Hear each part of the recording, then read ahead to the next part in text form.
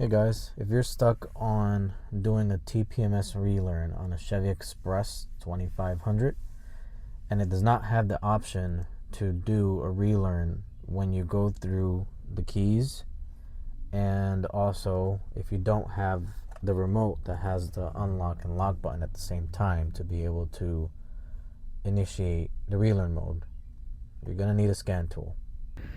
So depending on the scan tool you got to go to TPMS Reset.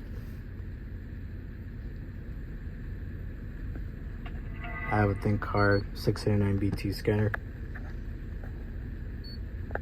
I will be doing a review on this at some point. It's a pretty good scanner.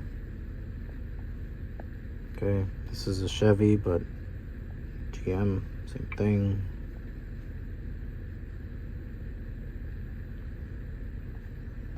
On automatic search. Once it reads it, press yes. TPMS manual learn, and then you click to tire pressure learn. When you click on that, I'll just do it now. So it's going to show you exactly how to do it. You do need a TPMS tool for it. So once you click OK, I already did my relearn, so I'm not going to do it again.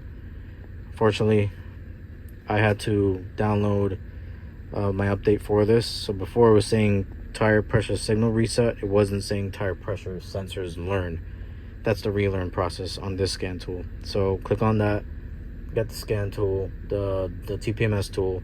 Once you click on TPMS learn, depending on what kind of scanner you have, it's gonna beep twice, and then you go through each tire: left front, left rear, right rear, and your TPMS light will come out. Again, this is for Chevy Express 2500 2014 that does not have the option for tire pressure relearn on these buttons, and for the option where it doesn't have the unlock and lock option to be able to manually do a TPMS relearn.